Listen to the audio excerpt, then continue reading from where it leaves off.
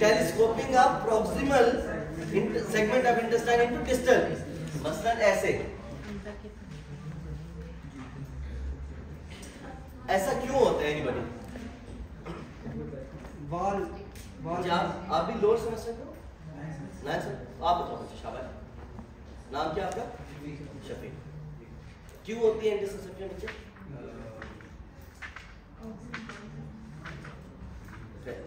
Arshia interception क्यों होती है? इधर क्या है मैं बताऊं सर।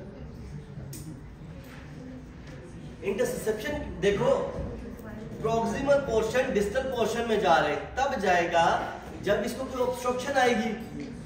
वैसे तो स्मूथली इंटेस्टाइन में क्या होता है, आप कोई भी खाना खाते हो आराम सुकून से वो निकल जाती है। मिसाल के तौर पे आपने फूड खाई और यहाँ पर हाइपरप्लेजिया हुआ था, किसका?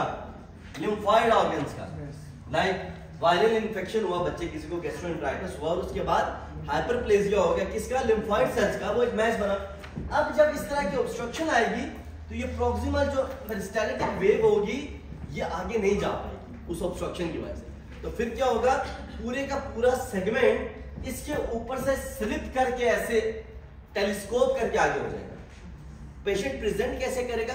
करंट जेली डायरिया के साथ, करंट जेली स्टूल, ये इसका बज़वर्ड, करंट जेली स्टूल इसका बज़वर्ड, और करंट जेली स्पूटम जो है वो क्लेब्सिएला का बज़वर्ड।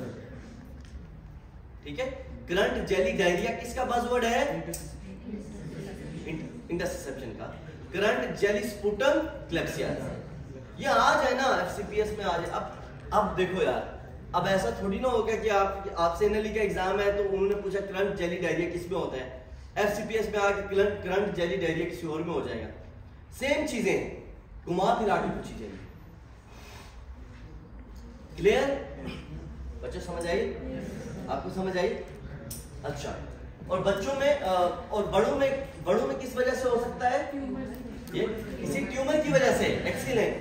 कोई भी मैस जो बना होगा ना, जो पिछले आने वाले सेगमेंट को उसकी पेरिस्टाल्टिक वेव कंप्लीट नहीं करने दे रहा, उसकी वजह से इंटरसेप्शन हो जाता है। ट्रीटमेंट इसकी क्या है? सर्जिकल एयर एनीमा, और फिर आप सर्जिकली भी करेक्ट करते हो इसको। ठीक है, क्यों करते हो सर्जिकली करेक्ट? ट्यूमर है नहीं, ट्यूमर की वजह से नहीं। पहले तो आप देखो ये तो कितनी आसान ट्रीटमेंट है। प्रॉक्सिमल आगे की तरफ घुसा हुआ है, आपने क्या करना है? एयर एनीमा देना है उसको। जब आप एयर एनीमा देंगे तो ये जो आगे सेगमेंट आएगा पीछे की तरफ रिवर्स हो जाएगा। ये होगी इनिशियल ट्रीटमेंट। मिसाल के तौर पर अगर कोई नेक्रोटिक मैस है तो फिर आपको सर्जिकली एक्सप्लोर करना पड़ता है, क्योंकि टॉक्सिक मेगाकोलोन होने का खतरा होता है। ठीक है, आर वी क्लियर?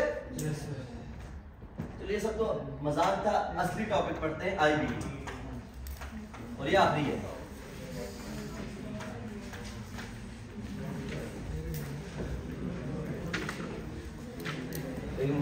अब देखो, वैसे एक बात है, अब हम कम से कम कोरे नहीं रहे यार पाकिस्तान जाने के, नहीं? कुछ बच्चे तो पहले भी बहुत अच्छा पढ़ते थे माशाल्लाह, लेकिन अब आप लोग, मैं गारंटी दे तो कोरे नहीं हो। कोई कुछ पूछेगा, कुछ तो बता ही दोगे आप।